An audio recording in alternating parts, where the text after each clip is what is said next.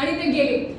रायगडावरनं त्यांनी पाळण्यामध्ये बसून आपल्या 4 पत्नींना, काही मंत्र्यांना आणि संताजी आणि धनाजीच्या ह्या जोडीला घेऊन सोबत निसटले. प्रतापगडाकडे जाण्याचा त्यांचा नेम होता, पण प्रतापगडाच्या जाताना रस्त्यामध्ये त्यांना जुल्फिकार खान गाठला आणि त्यांनी जेव्हा या गोष्टीची भनक लागली की आपल्या मागे जुल्फिकार खान येतोय, त्यांनी परळी अजिंक्य मार्गे पुन्हा नवीन गड गाठला, पन्हाळा.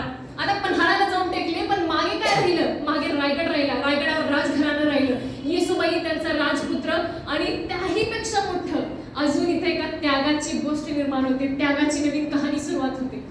जानकीबाई, ज्या राजारामांची पहिली पत्नी होत्या, त्यांनी म्हटलं की जर येसुबाई ही गोष्ट म्हणतायत की माझ्या मुलाचा अधिकार मी तुम्हाला देतेय, तेव्हा मी म्हणते की माझा जे अधिकार आहे तुमची पत्नी बनून राहणं, तो मी अधिकार येसूंना देतेय. समजते? त्या म्हणतायत की मी अजन्म माझ्या या बहिणी समान जावे समोर आयुष्यभर सेवा करीत राहीन. मी यांच्या सोबत अजन्म राहीन. नवऱ्याची साथ सोडून ते जाऊ सोबत राहतायत. त्या म्हणतायत ज्या स्त्रीने माझ्या नवऱ्यासाठी एवढा मोठा त्याग केलाय, या राज्यासाठी एवढा मोठा त्याग केलाय, तिच्यासाठी मी एवढा छोटा त्याग नाही करू शकणार. आपले हे शिवचरित्र जे आहे ते संपूर्ण त्यागानं भरले. जे आज आपल्याला कमतरता जाणवती त्या त्यागाची, ते आपण जाणून घ्यावं तरी या शिवचरित्रामधून. आणि अशा प्रकारे रायगडावरून स्वारी निघाली पन्हाळ्याला. आता पन्हाळ्याला गेल्याच्या नंतर काय झालं? बादशहाला कळलं की बाबा नवीन राजा निर्माण झालाय, आता ह्या राजाला मी दाखवणार, आता ह्या राजाची खोड मी मोडणार. आता नवीन 50 गावामध्ये त्यांनी हाहाकार माजवला. नवीन 50 गावामध्ये त्यांनी एवढी आता धूम पसरवली, एवढा आनंद प्रत्येक व्यक्तीचा, रयतेमधल्या प्रत्येक व्यक्तीला एवढा त्रास देण्यात येऊ लागला की रयतेमधली प्रत्येक व्यक्ती त्रासून गेली. तिला वाटू लागले की कदाचित मी चुकीच्या जागी आहे. पहिल्यांदा आयुष्यामध्ये, रयतेच्या आयुष्यामध्ये पहिल्यांदा जेव्हापासून स्वराज्य निर्माण झाले तेव्हापासून पहिल्यांदा ह्या गोष्टीची जाणीव होत होती की कदाचित आपला राजा आपलं संरक्षण नाही करू शकते. राजारामांनाही या गोष्टीची खंत वाटत होती की माझ्या राज्यामध्ये 50 प्रांतामध्ये हा मुघलाचा राजा येऊन म्हणतोय की मी तुमच्या रयतेला त्रास देणार, आणि त्रास देतोय. नवीन किल्ल्यांना, प्रत्येक गड किल्ल्यांना त्यांनी वेढा घातला. प्रत्येक गड किल्ल्याला वेढा घातल्याच्या नंतर प्रत्येक रयतेचा बाहेर फिरणं एवढं अवघड केलं की सगळीकडे हाहाकार माजला. आता याला नियंत्रित करायचं कसं? कारण की आता आपल्याकडे फौजफाटा नाही. फंदफितुरीमुळे प्रत्येक फौजफाटे मधला प्रत्येक सेनानी, प्रत्येक सरदार गेला होता. का? कारण की शिवभूमीमध्ये वतन नाही तर वेतन दिलं जायचं. वेतन तुम्ही जे काम कराल त्याप्रमाणे. आणि मग सगळ्यांनी काय म्हणलं, आता महाराष्ट्र स्वराज्य गेलंय, आता स्वराज्यामध्ये काही उरलं नाही, आपण मुघलांची चाकरीला जाऊ. आणि त्यांनी गेले. त्यांनी आपल्या मराठी मातीला, काही खूप लोकांनी त्या काळामध्ये मराठी मातीला दगाफटका दिला. जेव्हा मराठी मातीला गरज होती त्यांची, ते निघून गेले. पण काही प्रामाणिक लोक मागे होते. राजारामांना आता फौज फाटा आणि पैसा अडका दोन्ही उभं करण्याची गरज होती, आणि ते त्यांनी करण्याचं काम केलं. पण हे काम ते शकत होते, त्यांना जिंजीला जावं लागणार होतं. कारण की जिंजीचा कोट हा अभेद्य होता. शिवाजी महाराजांनी त्यांच्या आयुष्यामध्ये जिंजीपर्यंत स्वराज्य निर्माण केलं होतं. जिंजीच्या कोटामध्ये 3 किल्ले एकत्रित होते, आणि त्या कोटाला अभेद्य असं संरक्षण भेटलं होतं. आणि त्या संरक्षणामध्ये राजारामांना जाणं गरजेचं होतं, कारण की आता स्वराज्यामध्ये कुठेही फेरफटका मारणं अतिशय अवघड गोष्ट झाली होती. आणि मग जाण्याच्या पूर्वी, जिंजीला जाण्याच्या पूर्वी त्या नवीन मंत्रिमंडळाची निर्मिती करायची होती. पण ज्या शहाण्या मंत्र्यांनी मांडलिकत्वाचा एक नवीन उपयोग करून घेण्याचं जे हे षडयंत्र रचलं होतं, तेच कुमंत्री महाराजांच्या आता पाठीपाठी करत होते. मागे लागले होते की राजे आम्ही तुमच्या सोबत आहोत, राजे तुम्ही नवीन स्वारी करा, आम्ही तुमच्या पाठीशी आहोत, तुम्ही भिवू नका. हे ते लोक होते ज्यांना शिवाजी महाराजांना आयुष्यामध्ये एकदा एका युद्धासाठी पाठवलं, तर ते मागच्या मागून पळून निघून आले. सैन्य पुढे कसं लढतंय काय नाही, त्यांना काही पडलं नाही, आपला जीव वाचले का? हे ते रामचंद्र पंतांनी स्वतःचा हुकुमपन्ना म्हणून एक नवीन पद निर्माण केलं. पण राजाराम महाराजांना काय गरज होती की हे कुमंत्री जर म्हणतायत तर मी ह्यांचं ऐकावं? कारण की स्वराज्याची परिस्थिती तशी झाली होती. एक माणूस राजारामांना टिकवणं फार गरजेचं झालं होतं. आणि या गरजेपोटी स्वराज्यामध्ये नवीन ज्याही हालचाली होतील त्या स्वराज्यासाठी कितपत चांगल्या आहेत आणि कितपत वाईट आहेत याचा आढावा घेऊन राजाराम महाराज त्याला होकार देऊ लागले. आता इकडे रामचंद्र पंत आणि दुसरे प्रल्हाद पंत म्हणजे हे तेच ज्यांना मांडलिकत्व स्वीकार करायचा होता, राज्याचा कारभार आपल्या हातात घ्यायचा होता. ह्या रामचंद्र पंतांनी आणि प्रल्हाद पंतांनी 2 नवीन पदाची निर्मिती केली. एक म्हटले की मी पंत प्रतिनिधी होतो, दुसरा म्हटला की मी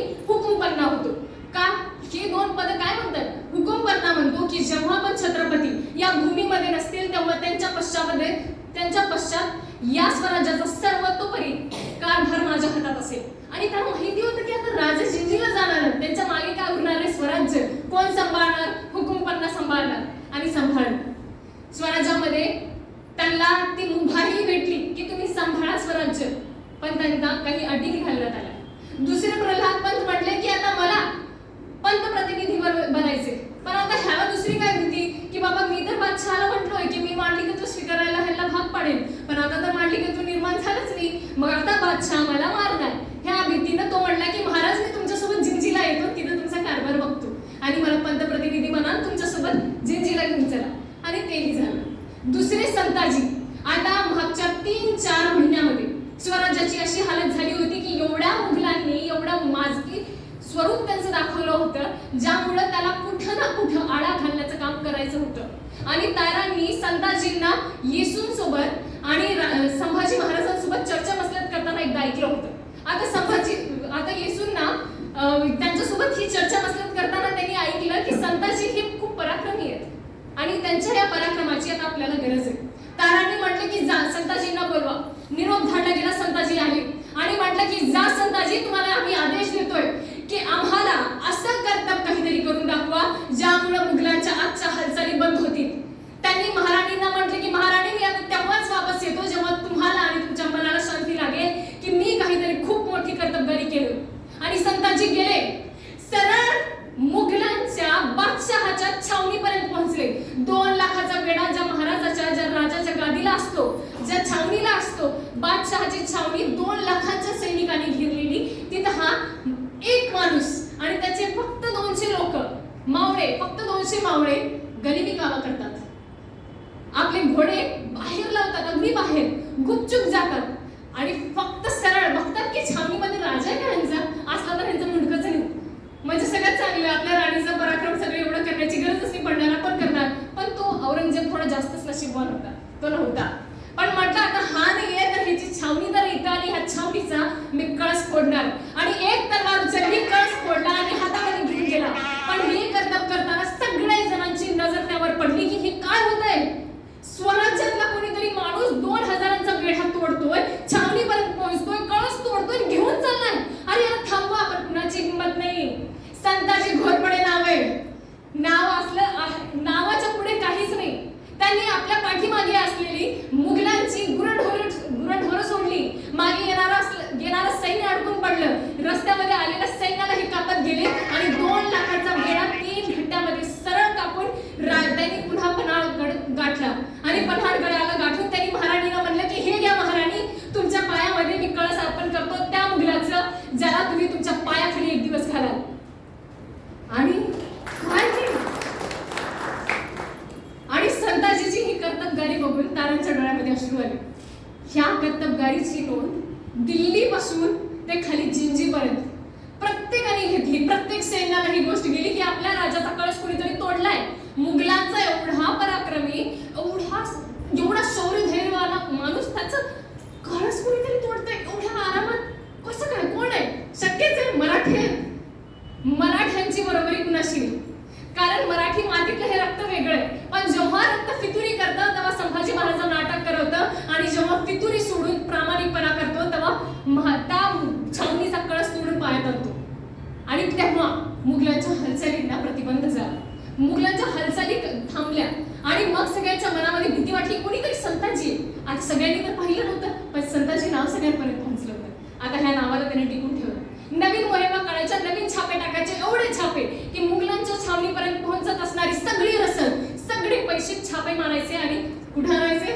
ताराराणींच्या पायामध्ये. ताराराणींचा प्रचंड विश्वास सेनानीवर होता आणि त्या सेनानीने तो जपलाही. आणि असंच जिंजीपर्यंतचा प्रवास आता सुरू होणार होता. आता ह्या मंत्र्यांची निर्मिती झाली, मंत्र्यांची पदांची निर्मिती झाली, त्यांची स्थापना झाली आणि झालं. पुढचा प्रवास चालू झाला. महाराज जिंजीला जाणार होते पण त्याच्या पहिले त्यांनी तारांना सांगितलं की तारा, आम्ही जिंजीला चाललोय पण रायगडाला तिथं वेढा आहे, रायगडाला मागून तुम्हाला संरक्षण द्यायचे, वेढ्याला फोडून काढायचे, नवीन सैन्य आम्ही उभा करायला चाललोय. पण इथं असलेल्या प्रत्येक सेनानीला हे सांगा की रायगडाच्या वेढ्यावर मात करा, रायगडाचा वेढा फोडून काढा, तिथं रसद पोहोचवा, तिथं आमच्या बहिणी साहेब आमची प्रतीक्षा करत आहेत. सतत त्यांच्या बोलण्यातनं तारांसोबत ही व्यक्त होत होतं की त्यांचा सगळा जीव हा रायगडावर होता, रायगडावरच्या त्या मातेच्या अंतःकरणात होता, त्या मातेच्या मुलामध्ये होता, शिवाजी महाराजात होता. आणि महाराज विजयादशमीच्या पर्वावर जिंजीला निघाले. आता जिंजीला रस्ता कसा असणार, म्हणजे आता विचार करा, एवढे दिवस राजा एका गडावर होते, सोपं होतं की महाराजांना तिथे बेड्यामध्ये अडकवलं, पण आता राजे मोकळे आहेत.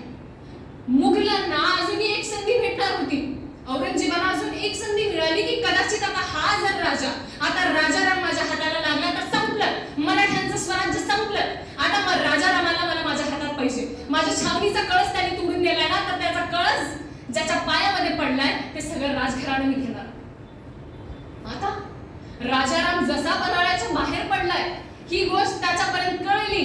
त्यांनी नवीन चौक्या, नवीन सैन्य, नवीन फौज फाटा, नवीन ठाणे बसवले प्रत्येक मार्गावर. त्यांनी प्रत्येक जिंजीपर्यंत पोहोचणारा प्रत्येक मार्ग शोधला आणि प्रत्येक मार्गावर नवीन अडचणी निर्माण केल्या. त्याला विश्वास झाला की 2 लाखाचं सैन्य जिथे उपस्थित आहे तिथून हा राजाराम कसा निसटून जाईल. पण राजाराम महाराज फक्त 100 लोक सोबत घेऊन जात होते. एवढे वेषांतर केले, एवढ्या वेषांतराच्या भूमिका निभवल्या आणि नंतर हा प्रसंग जेव्हा ते सांगू लागले तेव्हा ते हसूही लागले. पण तेव्हा ती हसण्यासारखी परिस्थिती नव्हती. प्रत्येक पावलाला त्यांची तपासणी व्हायची, प्रत्येक पावलाला विचारण्यात यायचं की कोण तुम्ही, कुठले तुम्ही. नवीन कधी संन्यासाचा, कधी गोसाव्याचा, कधी वैद्याचा, कधी सैनिक, असं ते वेश घेत होते. आणि असं वेषांतर करत करत करत ते कर्नाटकाच्या बिदनूर पर्यंत पोहोचले. बिदनूरच्या राणीला एकदा शहाजी महाराजांनी मदत केली होती. शहाजी महाराज म्हणजे आजोबा, आज ते त्यांच्या नातवाला मदत करत आहेत. आता बिंदूरच्या राणीला वाटलं की ह्या मुलाला, ह्या राजाला मला मदत करायची संधी मिळाली, नंतर भेटेल का नाही मला माहिती नाही. बिंदूरच्या राज्यामध्ये त्यांचा प्रवास मी सोयीस्कर करेन. आणि त्या राणीलाही तारा राणीसारखी त्यांची अवस्था होती. तारा राणीची जी भविष्यात त्यांची अवस्था होणार होती तशी. त्या राणीला फक्त एक 10 वर्षाचा मुलगा जो गादीवर बसलाय आणि राणी सत्ता बघतीये. त्या राणीने निर्णय घेतला की राजारामांना माझ्या राज्यातनं सुखरूप पुढे प्रवास करण्यासाठी मी मुभा देईन. आणि त्यांनी तसं केलं. त्या राज्यातनं राजारामांचा प्रवास अगदी सोयीस्कर झाला. पण पुढे बिदनूरच्या राणीला याचं खूप मोठं मोल द्यावं लागलं. ही जशी गोष्ट बादशहापर्यंत पोहोचली, त्यांनी म्हटलं की जा ह्या राणीकडे आणि अशी खंडणी वसूल करा की ह्या राणीचं सगळी दौलत आपल्याकडे आली पाहिजे. आणि गेला खंडणी मागायला तिथला राजा, तिथलं सैन्य गेलं आणि खंडणी मागून आलं. खंडणी एवढी मोठी द्यावी लागली की दरिद्र आलं ते. आणि तारा राणींना या गोष्टीची भनक लागली, त्या गोष्टीची खबर गेली की बिदनूरच्या राणीनं फक्त राजारामाला मदत केली आहे म्हणून त्या राणीला दारिद्र्यामध्ये ढकलून दिलं.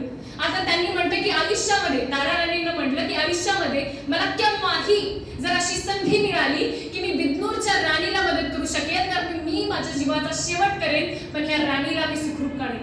का? कारण की माझ्या राजाला हिनं पार करवले तिथनं.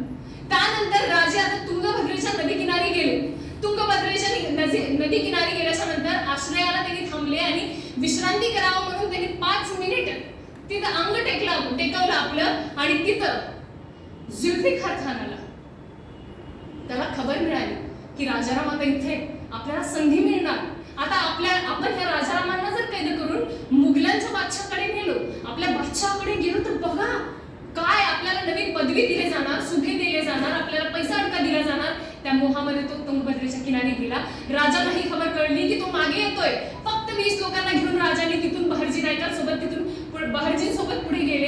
आणि त्यांनी शेवटी जे मागे 80 लोक, 80 मावळे जे राहिले त्यांना त्या खानाने असा त्रास दिला, त्यांना कैद केलं, त्यांच्या जीवाची लाई केली. रक्ताचा एक थेंब त्यांच्या शरीरातून काढलं आणि विचारलं की सांग तुझा राजा कोणत्या मार्गाने जातोय. पण एकाने सांगितलं नाही. ती मराठी मातीची प्रामाणिकता होती. आणि त्या 80 लोकांनी स्वतःला तिथे अर्पण केलं फक्त राजाराम महाराज सुरक्षित जिंजीच्या पोटात जावं. पण पुढे अजून मोठा पराक्रम होणार होता.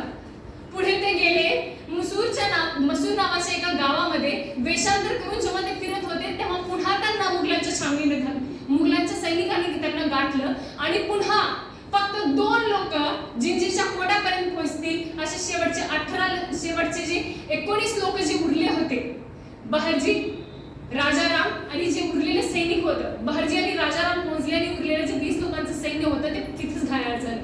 तिथेच त्यांचा छाटणी करण्यात आली. त्यांना मृत्युमुखी त्यांना तिथेच पडावं लागलं. आणि जिंजीच्या कोटापर्यंत त्यांचा हा प्रवास झाला. त्यांना वाटलं की कदाचित मी आपल्या पित्याप्रमाणे तर एवढा शूरवीर नाही, पण कदाचित अशीच काहीतरी प्रवास प्रवासाची यात्रा त्यांची ही असेल जेव्हा त्यांनी औरंगजेबाच्या हातावर तुरी दिल्या होत्या आणि आग्रा ते आपले रायगडी येत होते आणि मग जिंजीच्या पोटात पोहोचले. आता तारा राणीच्या जीवाचा घोर संपला. पण हे बघून त्या एका शहाण्या माणसाला काही चैन येईना. रामचंद्र पंतांना वाटलं की आता राणी राजा गेले तरी सुखात आहे, ती राजकारभार बघते, माझ्या हातात केव्हा राजकारभार येईल. हुकुम पन्ना नावाचं मी पदाची निर्मिती केली पण त्याचा उपयोगच होईना. ही राणी जेव्हापर्यंत इथं आहे तेव्हापर्यंत मला हे पद उपभोगता येणार नाही. म्हणून नवीन त्यांनी कट केला की राणीच्या मनाला घोर लावायचा. राणीच्या बुद्धीशी तर मी नाही खेळू शकतोय, तर आता राणीच्या दिलाशी मी खेळणार. आणि त्यांच्या मनाला त्यांनी नवीन घोर लावला आणि म्हटलं की राणी ऐका, जिंजीच्या प्रवासामध्ये महाराजांची तब्येत खराब झाली याची वार्ता तुम्हालाही आली आहे. महाराज लहानपणीपासून किती नाजूक आहेत याची तुम्हाला गाफील आहे. तुम्ही गाफील आहात या गोष्टीशी. आता तुम्हाला काहीतरी करावं लागेल.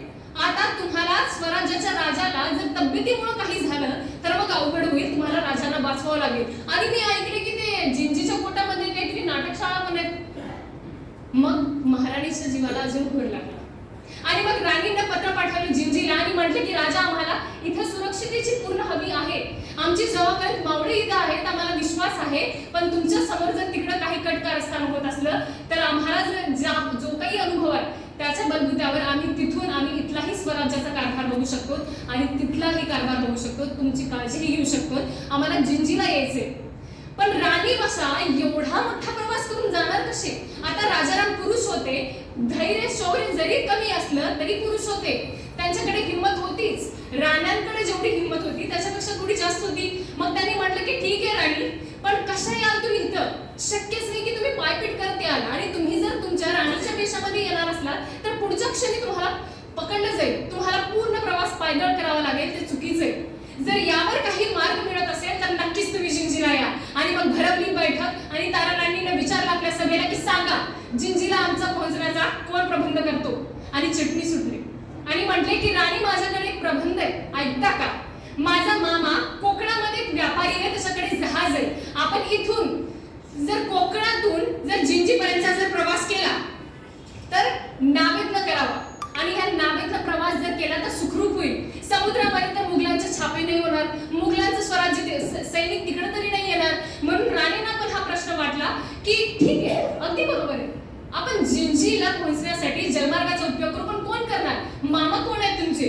दोन प्रभू नावाचे बंधू होते कोकणामध्ये. मग त्यांनी म्हटलं की जा चिटणीस, कोकणामध्ये तुमच्या मामांकडे जा आणि त्यांना म्हणा की घेता काय राणींची जबाबदारी. जर घेत असले तर त्याच्याकडनं लिखित पत्र आणा आणि आम्हीही आमच्याकडनं पत्र पाठवतो. जर त्यांनी हा पूर्ण प्रवासाचा जिम्मा जर आपल्या हातात घेतला, खांद्यावर घेतला तर ठीक आहे, दिला आम्ही त्यांच्यावर हा जिम्मा. आणि मग चिटणीस कोकणामध्ये गेले, आपल्या मामांकडे गेले, हा पूर्ण वास्तव परिस्थिती त्यांच्या समोर सांगितली की काय होतंय, जिंजीमध्ये काय चाललंय, महाराष्ट्र स्वराज्यामध्ये काय होते, राज्याची परिस्थिती काय आहे, महाराणीचं जिंजीमध्ये जाणं किती महत्वाचं आहे. पुढच्या क्षणी प्रभू बंधूंनी म्हटले की ठीक आहे, आमच्या राजांना कधी आमच्यावर मायेचा एवढा मोठा हात ठेवलाय तर आम्ही आज त्याची परतफेड म्हणून या राण्यांना सुखरूप जिंजीमध्ये पोहोचवण्याची जिम्मेदारी घेतो. त्यांच्याकडनं पत्र आले, तारा राणीनेही इकडून पत्र पाठवलं, आपला शिक्का दिला त्यावर आणि यांना सगळी वेळ वगैरे निश्चित झाली. आणि आता विशाळगडावरनं राजापुरी बंदरामध्ये जाण्याचं ठरलं. आता मार्ग होता विशाळगड ते राजापुरी, अगदी शेतकऱ्यांच्या बायकांच्या स्वरूपामध्ये, अगदी शेतकऱ्यांच्या बायकांचा जो वेश असेल. तारा राणी आणि उरलेल्या 2 राण्या हा वेश घेणार होत्या. राजापुराच्या बंदरातून यशवंतपुराच्या बंदरात जाणार होत्या. ठरलं तर राजापुराच्या बंदरामध्ये पोहोचल्या, तिथून नावेमध्ये बसल्या. तिथे फक्त 20 लोकांचा त्यांनी समूह घेतला सोबत आणि तिथून यशवंतपुराच्या बंदरामधून ते पुढे होणावर बंदरापर्यंतचा प्रवास केला. आणि त्यांनाही वाटलं की कसं संभाजी महाराजांनी एवढं मोठं हे रयतेला स्वराज्य निर्माण करून देण्यासाठी कसं हे सगळं एवढं निर्माण करत असताना किती परिस्थितीचा सामना केला त्यांनी. कशा स्वराज्यामध्ये वापस येताना, कोणत्याही मोहिमेवर वापस येताना मुघलांच्या हातातनं नेहमी कसे निसटायचे. जेव्हा विश्वास होता मुघलांना की आता आपल्या कैदेमध्ये लागतील तेव्हा निसटून कसे जायचे. आपल्याला खरंच खूप मोठ्या गोष्टीचा अनुभव आता येतोय की आपण जिंजीपर्यंतचा प्रवास हा एवढ्या गुपितपणे करतोय, मुघलांना खबरही नाही की राणी बशा ह्या विशाळगडावर निघालाय आणि आता जिंजीमध्ये पोहोचणार आहे. तिथल्या होणावरच्या बंदरापर्यंत त्या पोहोचल्या, तिथून घोडदौडानं त्या जिंजीच्या कोटामध्ये पोहोचल्या आणि त्यांचा सुखरूप हा प्रवास झाला.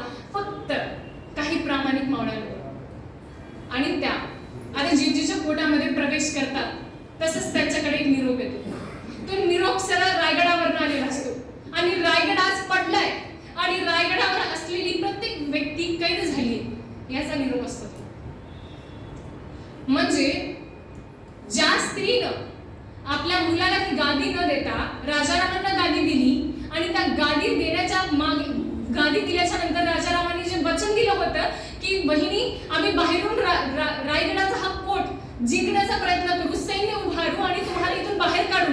त्या राणीला वाटलं होतं, राणीपर्यंत ही खबर पोहोचली होती की तुंगभद्रेच्या किनारी राजारामांना अटक झाली, कैद झाली. आता महाराष्ट्राला या स्वराज्याला एकही राजा नाही.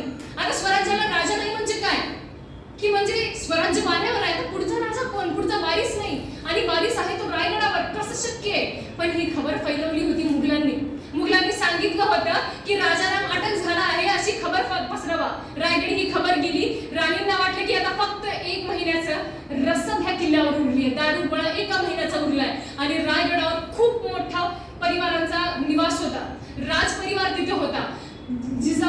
जिजाऊंच्या सोबत सकवारबाई होता, येसूबाई होत्या, शिवाजी महाराज होते, जानकीबाई होते, जानकीबाईंचे भाऊ होते. हे सगळे परिवार तिथं असताना आता रायगडावर अशी परिस्थिती झाली होती की बाहेरून आपल्याला कसलीच मदत भेटणार नाही. म्हणजे आता राजा राणी पोहोचले जिंजीला. त्यांचे इकडे प्रयत्न आहेत. त्यांनी जाताना रामचंद्र पंतांना सांगितलंय की काही उद्या रसद पोहोचवणं बंद नका करू. रायगडाला जर रसद पोहोचणं बंद झाली तर आमचा इथं श्वास बंद होईल. आणि ती खबर जिंजीच्या कोट्यात जाताच ह्या दोन्ही राजा राणींना भेटली की आज रायगड पडला आणि येसूंना कैद झाली. येसूंनी हा निर्णय घेतला होता की स्वराज्याचा हा राजधानीचा गड रायगड जर याला आज वेढा पडला, इथं रसद पोहोचत नाही, बाहेरून मदत येत नाही, तर आज आपल्याला काही काळानंतर यांची चाकरी स्वीकारावी लागेल, यांच्याकडनं कैद पत्करावी लागेल. पण आज जेव्हा आपली क्षमता आहे यांच्यासोबत लढण्याची, तेव्हा आपण यांच्याशी तह करू. जेव्हा राजपरिवाराला हे लोक मान्य करतील की राजपरिवाराला खूप चांगल्या पद्धतीनं व्यवहार करण्यात येईल, तेव्हा आम्ही हा रायगडावर असलेली स्वराज्याची सगळी संपत्ती रायगडावर होती, ती सगळी संपत्ती आणि आम्ही तुमच्या कैदेमध्ये येऊ, पण आम्हाला कैदेमध्ये चांगल्या पद्धतीचा व्यवहार दिला जाईल. आमचा पुत्र, आमच्या घराण्यातल्या प्रत्येक बाईला आणि माणसाला आदराची वागणूक दिली जाईल.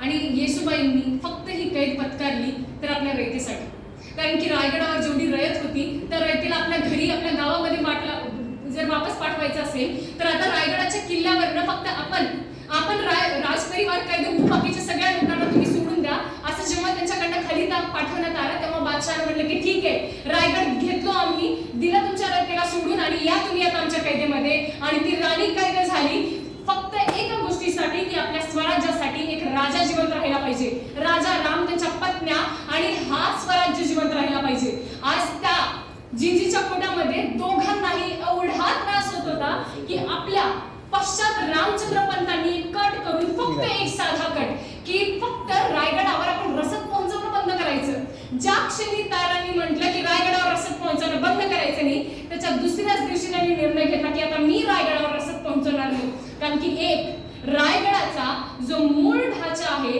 जी येसू एवढी राजकारणी तज्ञ आहे, ती जर कैदेत गेली तर कोण उरतं? राजाराम, तारा राणी आणि त्यांच्या 2 पत्नी अगदी अनुभवी, ते माझ्या पायाशी असतील, ते माझ्या हाताशी असतील, ते माझ्या डोक्याने चालतील. म्हणून त्यांनी फक्त एवढ्या एका स्वार्थी भावनेमुळे रामचंद्र पंतांनी रायगडाला रसद पोहोचवली नाही आणि रायगड हातातनं गेला. आता जिंजीच्या कोट्यामध्ये आपल्या फौज फाटा उभा करायचा या दृष्टिकोनातून ते सगळे तिकडे गेले होते. पण आता काय झाली अवस्था? रायगड पडला, राजधानी पडली. ही किती मोठी गोष्ट आहे. जिथे रामचंद्र पंत आता राहत होते ती आता रायगडचा विशाळगडाचा किल्ला नवीन राजधानी झाली. आणि आता जिंजीच्या कोट्यामध्ये नवीन उद्देश हातामध्ये घेण्यात आला की जिंजीच्या कोट्यामध्ये आपण नवीन फौज फाटा निर्माण करणार. पण फौजाला आपण पगार कशी देणार, वेतन कसं देणार? आपल्याकडे हातामध्ये आज काहीच नाही. आज आपल्या हातामध्ये काहीच नसताना हे सैन्य आपल्याकडे कोणत्या अपेक्षा नाहीये, फक्त स्वार्थी भावनेसाठी तर लोक परातंत्रात जातात. आपल्याकडे काय म्हणून त्यांचा प्रामाणिकपणा कामाला येईल. मग त्यांनी म्हटलं, राणींनी म्हटलं, तारा राणींनी की नाही राजे, आज आपल्याकडे पैसा अडका जरी नसला तर वतन आहेत, त्या वतनांचा आपल्याला या क्षणी उपयोग करून घ्यायचा आहे. संभाजी महाराज आणि शिवाजी महाराज साफ खिलाफ होते की आपण आपल्या रयतेचा कामाला आलेल्या प्रत्येक व्यक्तीला कधीही वेत नाही. वतन दिल्याच्या नंतर त्या रयतेचा फक्त छळ होणार. पण आता दुसरा कोणताच पर्याय उरला नव्हता. मराठी भूमीमध्ये ही घोषणा झाली की राजाराम म्हणतायत की वेतन नाही, वतन देणार आम्ही.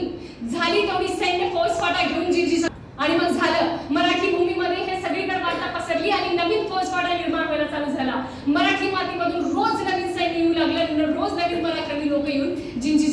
भेट देऊ लागले, नवीन त्यांना पत्न देण्यात येऊ लागली आणि जिंजीच्या कोट्यामध्ये सैन्याचा फौजफाटा निर्माण झाला. राज्यामध्ये तो फौजफाटा होता, तो त्यांच्या संरक्षणासाठी प्रत्येक गड किल्ल्याला हा बेडा पडला होता. त्या गड किल्ल्याच्या बेड्याला त्यांनी तिथे सांभाळून ठेवलं होतं. पण इथं आलेला जो प्रत्येक सैनिक होता हा जिंजीत राहणार होता आणि जिंजीपासून आता स्वराज्याचं संरक्षण होणार होतं. पण आता पुढच्या क्षणी एतिकार खान ज्यांनी रायगड जिंकला होता, बादशाह त्याच्यावर खुश झाला आणि म्हणला आता राजघराणा तर जिंजीला आहे, आता तुझं काम काय की जिंजीला जायचं, जिंजीच्या कोट्याला आता नवीन वेढा घालायचा. जिंजीच्या कोट्याला वेढा घातल्याच्या नंतर जेव्हा तू राजघराणा माझ्या नावी करशील, माझ्याकडे आणून देशील, तेव्हा मी तुला उपहारांनी मिळवेन. आणि एतिकार खान नवीन उद्देशाने जिंजीच्या कोट्याकडे निघाला. जिंजीच्या कोट्याला तो वेढा घालणार या गोष्टीची भनक पडताच ताराराणींनी म्हटलं की रामचंद्र पंतांना आणि शंकराजी नारायणांना पत्र लिहा, खरी लिहा आणि सांगा की आम्हाला इथं सैन्याची गरज आहे. इथं आमचा फौजफाटा उभा राहिला आहे, पण इथं वेढा जो पडणार आहे तो फार मोठा आहे. आता या वेढ्याला जर आपल्याला हाताच्या नियंत्रणाखाली आणायचंय तर आपल्याला अजून फौजफाटा पाहिजे. पण तिथं रामचंद्र पंत ह्या पत्रांची उत्तरच देत नाही. म्हणजे शंकराजी नारायण आणि रामचंद्र पंत ज्यांना मुलगी कारभार करण्यासाठी तिथे ठेवलंय, त्यांच्या हाताखाली सैन्य फौजफाटा ठेवलंय, ते आता या पत्रांची उत्तरं देत नाहीयेत. कोणाची राजारामांनी आणि ताराराणींनी लिहिलेल्या पत्राची उत्तरं सुद्धा येत नाहीयेत. किती मोठी ही गोष्ट आहे. आज इथे जिंजीच्या कोट्यामध्ये असलेले ताराराणी आणि राजाराम या सगळ्यांचा जीव अजून एकदा धोक्यामध्ये आला. पण आता काय करणार? आपल्याकडे असलेला फौजफाटा आतून छापे घालू शकतो, पण हा बेडा भेदून बाहेर नाही काढू शकत आपल्याला. आता इतर रयतेला नवीन काहीतरी करावं, रयतेच्या कल्याणासाठी नवीन काहीतरी उपाययोजना करण्याची गरज होती. आता मग ताराराणींनी शक्क लढवली की आता काय वेढा कुठे बसतोय? आपल्या किल्ल्याभोवती. कुणाचा बसतोय? मुघलांचा बसतोय. आणि मुघलांमध्ये चाकरी करायला आपले मराठी लोक गेले. आता हे लोक का गेले? यांना वतन हवी आहे, ह्यांना खूप सारा पैसा हवा. तर मग आपण यांना आता लालच देऊया. आता मुघलांची सैन्य आणि फौजफाटा फोडूया. बघा ताराराणींचा अनुभव कुठे कामाला येतोय. जिथं राजाराम कमी पडतायत तिथे हे आपली बुद्धी चालवतायत आणि नवीन उपाययोजना करतायत आणि म्हणतायत की राजाराम पत्र लिहा आणि सांगा आणि लोकांना मुघली सैन्यामध्ये वेषांतर करून पाठवा आणि बघायला हवा की कुठं कुठं मराठी माणूस दिसतोय. आणि त्या मराठी माणसाला सांगा की तुम्हाला पत्न दिली जातील, फक्त जिंजीसाठी लढायचं. आणि झालं. मराठी लोकांपर्यंत हा निरोप पोहोचला आणि मग मराठी लोक येऊन जिंजीला भेटायला लागले. आणि मग एतिकार खानाने विचार केला की माझी माणसं मराठी जिंजीमध्ये चाललं, काहीतरी जिंजीमध्ये चुकीचं चाललंय, जिंजीमध्ये काहीतरी विचित्र आहे, त्यांना कोणत्या तरी गोष्टीची अडचण आहे. आणि ती अडचण त्यांनी जाणून घेतली आणि त्यांनी काय केलं, त्या परिसरामध्ये असलेले हिंदूंची सगळी दैवत, सगळी मंदिरं त्यांनी उद्ध्वस्त केली. आता ताराराणींना इथं प्रश्न पडला की हा एतिकार खान जर हा जिंजीचा किल्ला घेतला तर हे काम तो नंतरही करू शकतो. आता जर त्यांनी देवळं पाडली तर काय होणार होतं की दक्षिणेमध्ये असलेले बाजूचे जेवढेही राज्य होते ते कुणाला येऊन मिळणार होते? राजारामांना. का? कारण की त्यांच्या धर्माच्या विरुद्ध ते गेले होते. त्यांच्या देवस्थानाचं, त्यांचं सगळ्यात मोठं प्रेरणास्थान जे होतं, आध्यात्मिकाचं त्यांचं जे स्थान होतं, त्यांना ते भस्म करत होते, त्याला ते तडे घालत होते. आता काय झालं यामुळं? एतिकार खानाच्या या कृतीमुळं दक्षिणेतले सगळे राजे येऊन राजारामांना भेटू लागले. राजारामांचा बघा मराठी सैन्य कुठे आहे? स्वराज्यामध्ये. राजाराम आता नवीन फौजफाटा उभा करण्याच्या उद्देशाने आले होते आणि फौजफाटा आता उभा होतोय. राजारामांना मदत करायला दक्षिणेतला प्रत्येक राजा येतोय आणि म्हणतोय की आम्ही तुमच्या पाठीशी आहोत, हे मुघल कुणीच नाही, आपण हिंदू आहोत आणि हिंदूंची एकजूटता आपण आता यांना दाखवू. आणि मग लगेच पुढच्या क्षणी निरोप येतो की मराठी मुलखातनं सैन्य येतंय. संताजी आणि धनाजी सैन्य घेऊन येत आहेत. संताजी 25,000ची सैन्य आणतायत तर धनाजी हे 8,000चं सैन्य आणतायत. हे दोन्ही कर्तबगार असे सेनानी आपल्या मार्गाने येत आहेत. ह्या गोष्टीची वार्ता जेव्हा ह्या राजाराणींना कळली तेव्हा अत्यंत आनंद झाला की आज बघा जिंजीच्या कोट्यामध्ये स्वराज्याची माणसं आहेत, बाहेर माणसं आहेत आणि मुलखातनंही माणसं येत आहेत. आता कर्तव्य करायचंय आणि ह्या वेड्याला पार करायचंय.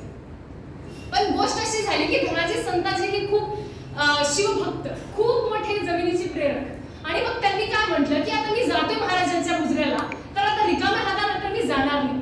आता रिकाम्या हाताने जाणार नाही म्हणजे मोठा काहीतरी पराक्रम करणं गरजेचं आहे. आता जिंजीच्या कोट्यामध्ये अन्नधान्याचा साठा कमी झाला होता, त्यासाठी रसद तो 8,000 व्यक्तींसोबत सैन्यांसोबत घेऊन येत होता. आणि या सैन्यांसोबत घेऊन येत असताना त्यांनी काय केलं, एक मोठा पराक्रम करायचा मला, फक्त एक. मागच्या काही काळामध्ये संताजींनी खूप मोठा पराक्रम केले, आता मी एक करतो. दक्षिण दरवाजामधून जिंजीला जाण्याचा मार्ग होता. त्या जिंजीच्या तोंडावर अली मर्दान खान नावाचा एक नवीन खान तिथे छावणी टाकून होता. तो दक्षिण दरवाजामधून आत काहीच जाऊ द्यायचं नाही. आता कसं करणार? आता जर आपल्याला रसद किल्ल्यामध्ये न्यायचे तर हा दक्षिण दरवाजा फोडावा लागेल. आणि मी दरवाजा तर फोडतो, त्यासोबत अली मर्दान खानालाही पाडतो. मग त्याच्यासोबत त्याच्या सैन्याला मारलं. 8,000चं सैनिक जाऊन त्याच्या रात्री अमावस्येच्या रात्री त्याच्या छावणीवर छापा घातला आणि दुसऱ्या क्षणी त्याला कैद केलं. त्याची 200 घोडी 5 हत्ती सरळ महाराजांच्या मुजऱ्यास घेऊन गेली आणि म्हटलं, हे घ्या महाराज, तुमच्या मुजऱ्याला येताना तुमच्यासाठी एक भेट आलेली आहे, अली मर्दान खान. मग त्या अली मर्दान खानाने म्हटलं, महाराज मी खंडणी देतो, माझी सुटका करा. मला माहिती आहे की कदाचित तुम्ही मला जिवंत सोडणार नाही, तुम्हाला जेवढी खंडणी पाहिजे तेवढी मी देतो. 2 लाखाची खंडणी त्यांनी दिली. स्वतःचा जीव वाचवला आणि परत गेला. ना खाली आता छावणी उरली होती, ना त्याचं सैन्य उरलं होतं, ना त्याची घोडी उरली होती. मग तो सरळ जाऊन मुघलांच्या सैन्याला भेटला. आता संताजीचा पराक्रम बघा. संताजींनी एकच पराक्रम नाही केला मराठी मातीमध्ये की कळस तोडला, महाराणीच्या पायामध्ये आणून टाकला. सर्जा खान यांनी साताराच्या अजिंक्यतारास वेढा घातला. अजिंक्यतारास वेढा घातल्याच्या नंतर हा सर्जा खान थोडा म्हातारा झालेला.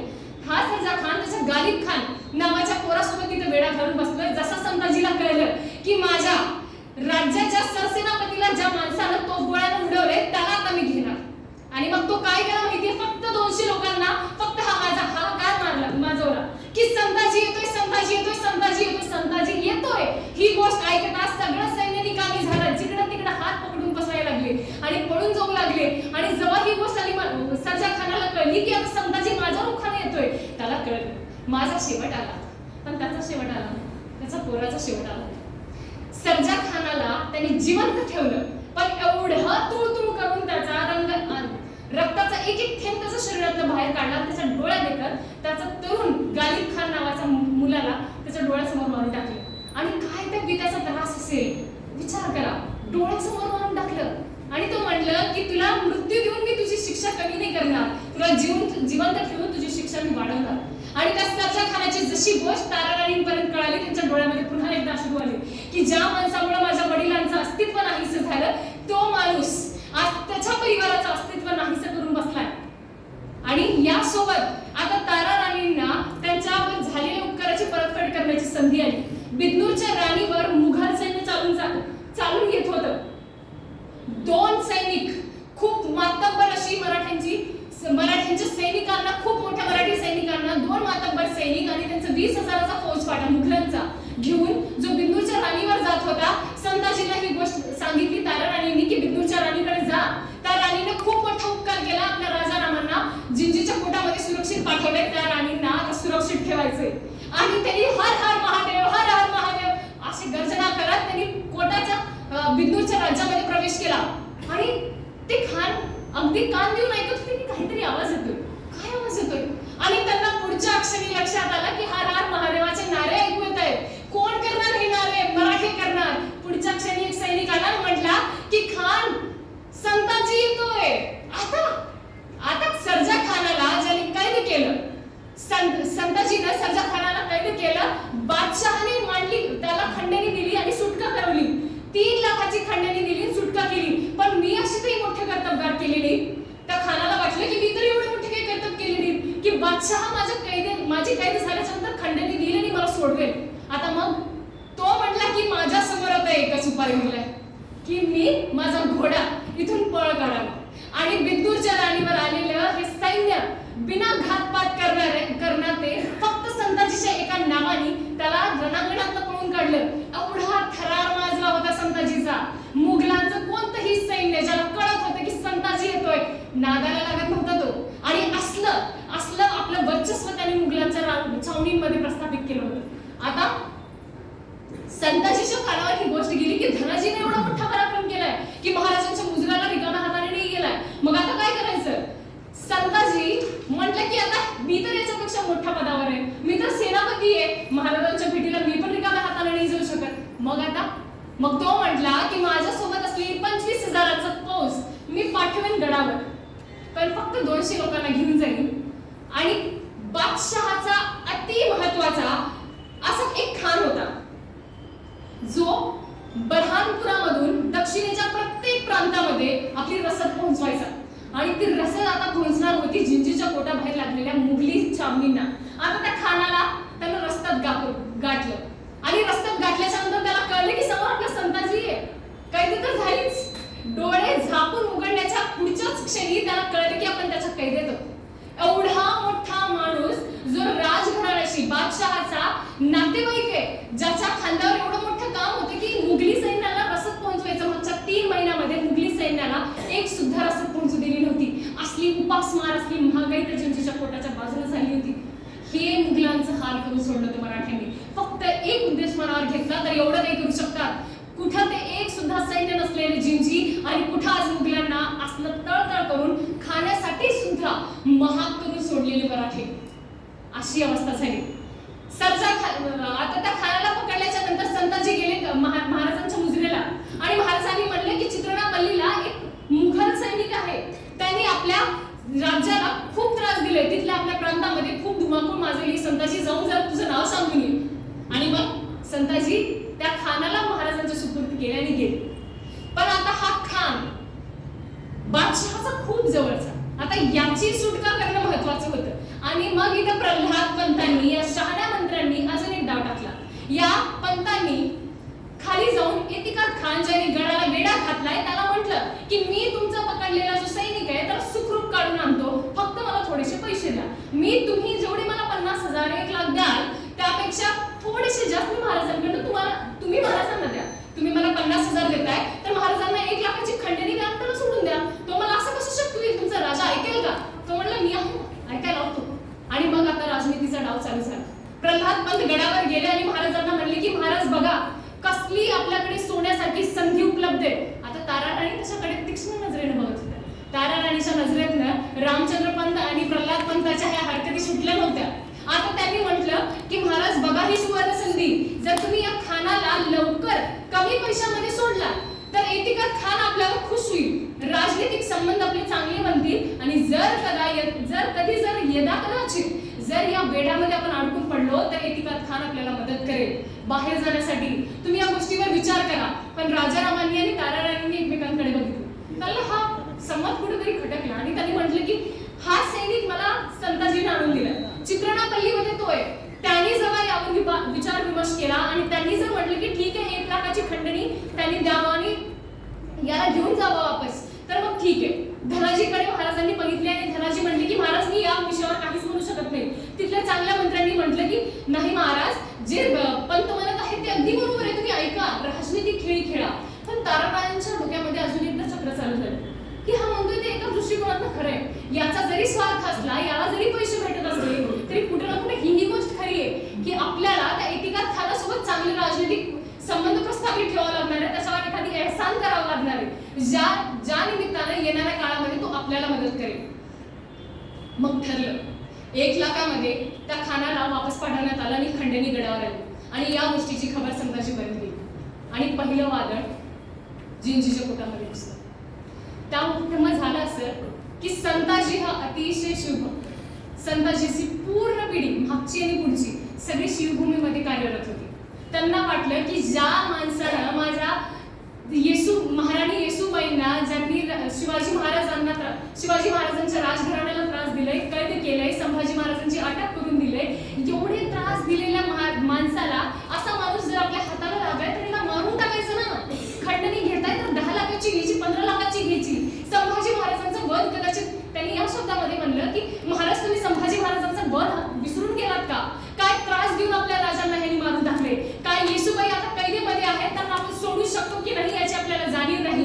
तिथे एवढी मोठी फौजफाट असते. महाराणी येसूबाई आणि शिवपुत्र केव्हा, संभाजीपुत्र केव्हा काही तिथे सुटतील आपल्याला माहिती आहे का? जर हा खान आज आपल्याकडे असता तर कदाचित आपण तह करू शकलो असतो आणि मुघलांना म्हणू शकलो असतो की आमच्या राणीला आणि राजपुत्राला बाहेर काढा, आम्ही पाठवला तुमचा खान. पण नाही. आता खानाला वापस पाठवण्यात आलं होतं 1 लाख रुपयासाठी. इथं ताराराणींनी डावपेच केला होता तो फक्त राजनीतीसाठी. त्यांना सध्य परिस्थिती दिसत होती आणि या कारणामुळे संताजींनी पहिला बंड राजाराम महाराजांच्या विरुद्ध केला आणि पहिल्यांदा या फक्त प्रल्हाद पंताच्या एका कारस्थानामुळे संताजी यांनी राजारामांचा थोडासा विरोध केला आणि त्यांचा अपमान करून बिनामुजरा करणार ते तिथून निघून गेले. तारा राणींना आणि राजारामांना हे खटकले. आम्ही जरी राजा असलो, आम्ही जरी राणी असलो, या राज्याचं भलं काय, चांगलं काय, वाईट काय, कोणती गोष्ट भविष्यामध्ये कामाला येणार आहे याचा निर्णय आमचा शेवटचा असतो. तुमची आम्ही मत घेतली नाही ती आमची चूक झाली, पण आज तुमचं असं वागणं हे चुकतंय. संताजीमध्ये फक्त एका गोष्टीची कमी होती आणि ते म्हणजे संयम.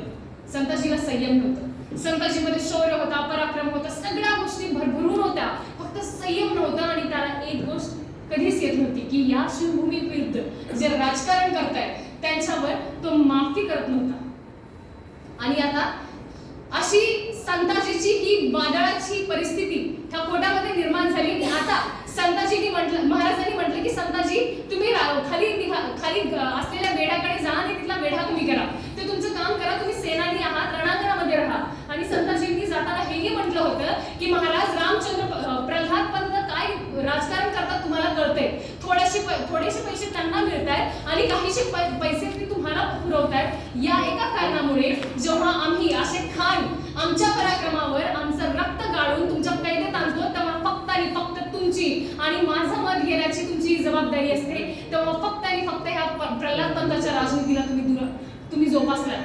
ह्या शब्दामध्ये जेव्हा त्यांचा अपमान झाला तेव्हा राजाराम महाराजांनी त्यांना वेढा दस्त करण्यासाठी खाली पाठवलं. त्यांनी एक वेढाला चापका म्हणजे युद्धाचा परिस्थिती राहिली नव्हती. संताजी आणि धनाजी जेव्हा या भूमीमध्ये आले आहेत, जिंजीच्या परिसरात आले आहेत, हे कळलं तसा वेढा एक पाऊल मागे चालला होता. आणि असलेल्या वेढ्याला तडाखा देऊन संताजी गेले महाराष्ट्रात, मराठी भूमीमध्ये. आता जिंजीच्या कोटाला काय झालं? आता जिंजीच्या कोटावर नवीन वादळ चालू झाले. जसा जिंजीच्या कोटामधून संताजी गेला, आता काय निरोप आला की नवीन मुघलांच्या आग्र्याच्या राजधानीपासून बादशहाचा मुलगा आणि असद खान आता इकडे येत आहेत, जिंजीला वेढा घालायला येत आहेत. आता काय करणार? आता पुन्हा जेव्हा संताजी मराठी मातीमध्ये गेले तेव्हा त्यांना पुन्हा बोलून घ्यायची वेळ आली. पण आता ह्या क्षणी ताराराणींच्या मनामध्ये प्रश्न आला होता की बाबा मागच्या वेळेस तर आपल्याकडे वेळ होता की आपण पत्र पाठवली, रामचंद्र पंतांनी ऐकलं नाही आणि पुन्हा पत्र लिहिल्याच्या नंतर हे दोन सेनानी इकडे आले, पण आता काय करणार? तो त्यांच्याकडे एवढी उशीर ही गोष्ट आली की असद खान आणि बादशहाचा मुलगा चालून येतोय.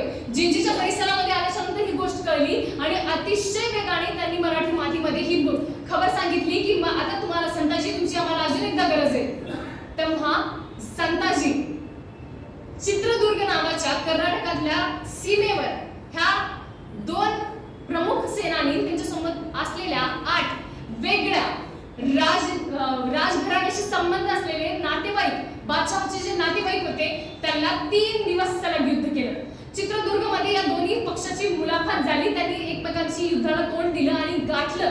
संताजीचा जो पराक्रम होता तो त्यांना तिथे दिसला, जो ऐकून होते ते आता अनुभवत होते. 3 दिवस अहोरात्र युद्ध चाललं आणि त्या युद्धाला कुठंच विराम नव्हता. आता विराम असा नव्हता, सोबत असलेल्या 20,000ची फौज ह्या संताजीला कापून काढली होती आणि ते 8च्या 8 लोक आता दिंडोरीच्या गडाला जाऊन भेटले. दिंडोरीचा गड अगदी रिकामा, तिथं कोणीच नाही. त्या गडाचं कुणाला पडलंच नाही की मला पाहिजेच नाही हा गड. अतिशय युद्धाच्या दृष्टिकोनातून बघायचं तर सगळ्यात कमकुवत असेल हा गड. आता या गडाचा आश्रय घेऊन 8 लोक गेले. आता संताजीच्या हातामध्ये होतं की आरामात त्यांना बाहेर काढायचं मारायचं, पण संताजीने तसं नाही केलं. वेढा घातला, असा वेढा की ते 15 दिवस, 1 नाही 2 नाही 3 नाही 10 नाही 12 नाही 15 दिवस अन्न नाही पाणी नाही असं तळमळून मध्ये अडकून पडले. आणि त्यांचं स्वराज्य, त्यांच्या मुघली सैनिक बाहेर आहेत. ते फक्त 8 लोक मध्ये 15 दिवस झालं त्याला खायला नाही प्यायला नाही काहीच नाही. 2 लोकांनी आत्महत्या केली, 3 लोकांनी कैद पत्करली, उरलेल्यांनी खंडणी दिली. जेव्हा ही वार्ता त्याला कळली, एतिकान खानाने पुढच्या क्षणी वेढा काढला. नाही म्हटलं चला हा जर संताजी चित्रदुर्गवरून जर जिंजीच्या परिसरात आला तर आता त्या 8 लोकांचं झालंय त्याचप्रमाणे आमचे हाल होईल, आणि वेढा काढला गेला. आता हा पराक्रम मागच्या पराक्रमापेक्षा मोठा होता. या पराक्रमांमध्ये 8 ते 9 महिन्याचा फरक बसला होता आणि संताजी आणि राजारामातली दुही आता संपली होती. आता ही दुही संपल्याच्या नंतर काय झालं? महाराजांना भेटण्यासाठी तो पुन्हा गडावर आला आणि पुन्हा प्रल्हाद पंतांनी काडी लावली आणि पुन्हा संताजीच्या रागाचा पारा चढला. आणि पारा चढल्याच्या नंतर संताजींनी आपल्या तोंडाची मर्यादा सांभाळली नाही. राजारामांनी आपली मर्यादा सांभाळून बोलले आणि ते म्हटले की अगदी मृदू भाषेमध्ये की संताजी आपण काय बोलताय? आपण सरसेनापती आहे, त्या गोष्टीची जाणीव ठेवा आणि तुम्ही काय बोलता यावर विचार करा. पण नाही, संताजींना वाटलं की प्रल्हाद पंत पुन्हा कट कारस्थान करताय आणि पुन्हा जे कैद केलेले लोक त्यांना सोडवण्याचा प्रयत्न करतायत. तेव्हा आता मी या प्रल्हाद पंताला जीवे इथंच मारतो आणि या गोष्टीवरनं राजारामांमध्ये आणि संताजींमध्ये जी दुही पेरली गेली ती शेवटपर्यंत राहिली आणि तिथून संताजी बाहेर पडले आणि संताजींना म्हणण्यात आलं की संताजी तुम्ही आता मराठी मातीत जा आणि मराठी मातीमध्ये जाऊन तिथून तुम्ही कारभार सांभाळा. कारभार सांभाळताना तुम्हाला जर आवश्यकता असली तर आम्ही जिवजीला बोलून घेऊ. आणि आता राजारामांची आणि संताजीची ही शेवटची भेट होणार होती. राजारामांनी जाताना संताजीला व्यवस्थित आपलं मुखदर्शनही दिलं नाही. संताजी जाताना म्हटले की महाराज मी जास्त बोललो, माझ्या रागाचा पारा मी आवरू नाही शकलो, पण मला क्षमा करा. आज तुम्ही जर क्षमा केला, तुमचं जर मुखदर्शन मला झालं तर मी पुढे येणाऱ्या काळात अशा काही चुका नाही करणार. राजारामांनी आपली पाठ फिरून घेतली होती, त्यांनी पाठ दाखवत राहिली आणि संताजी तिथून निघून गेली आणि शेवटी पुन्हा मराठी मातीमध्ये त्यांचा पारध्यांच्या हातून झालं. असं की संताजी जेव्हा इथून गेले तेव्हा प्रल्हाद पंतांनी पुन्हा कट केला आणि राजारामांना फितवलं की बाबा राजाराम महाराजांना म्हणण्यात आले की जर संताजी आपली अशी वागणूक ठेवते तर सरसेनापतीच्या पदासाठी ते उपयुक्त नाही, तुम्ही धनाजीची त्यासाठी निवड करा. धनाजीची निवड झाली आणि धनाजीची निवड झाल्याच्या नंतर त्यांच्या सोबतच असलेले सगळं सैन्य गाफील झालं आणि धनाजीला जाऊन मिळालं. संताजींनी स्वतःच्या बलबुत्यावर 25,000चं सैन्य निर्माण केलं होतं. ते 25,000तले फक्त 5 लोक उरले आणि महादेवपुरीच्या नदी पात्रामध्ये संताजीचा मृतदेह आढळला आणि तोही पारध्यांकडनं. फक्त मुघलांना संताजी नको होता आणि संताजीचा कट कोण केला? गडावर असलेल्या मराठी माणसांनी केला आणि आता संताजी एका नदी पात्रामध्ये मृत अवस्थेत पडला. म्हणजे एवढा वीर माणूस, ज्याला वीरगती यायला पाहिजे, युद्धामध्ये मरण यायला पाहिजे, तो आता कुठे गेलाय? नदी पात्रामध्ये एकटा. त्याला अंत्यसंस्कार करायला कोणी नाही. त्याच्या घराला निरोप गेला की बाबा संताजी पडला इथं, तर दुसऱ्याच दिवशी त्याचा मुलगा राणोजी उभा राहिला. जरी माझा बाप या शिवभूमीसाठी मेला नसला, शिवभूमीच्या कार्यासाठी मरण नाही पाहू शकला, तर आता मी राणोजी घोरपडे या शिवभूमीसाठी प्रत्येक क्षणाला या शिवभूमीमध्ये येणाऱ्या मुघलांच्या प्रत्येक मोहिमेला नेस्तनाबूत करतो आणि या शिवभूमीसाठी मीही त्याग देईन. दुसऱ्याच दिवशी राणोजी उभा राहिला आणि दुसऱ्याच दिवशी राणोजी जेव्हा उभा राहिला त्याचं खौफ तेव्हापासून चालू झालं. मुघलांना सांगण्यात आलं की संताजी गेला पण शेवटी राणोजी आला. राणोजींना तिने पाठवलं, मराठी भूमीमध्ये आला. तुम्ही बघताय वडिलांची अशी अवस्था होऊन कोणत्या तरी नदी पात्रामध्ये एकट्यामध्ये मरून पडला हा माणूस. एवढा पराक्रम केला त्या माणसाने. जेव्हा तारा राणींना गरज होती, जेव्हा मराठी मातीला गरज होती, आपल्या शरीराचा, आपल्या घराचा कुणाचाच विचार न करता दिवस रात्र मेहनत केलेला व्यक्ती आज नदी पात्रामध्ये मरून पडला आणि दुसऱ्याच दिवशी राणोजी उभारून म्हणतोय की मी या मातीसाठी मरणार.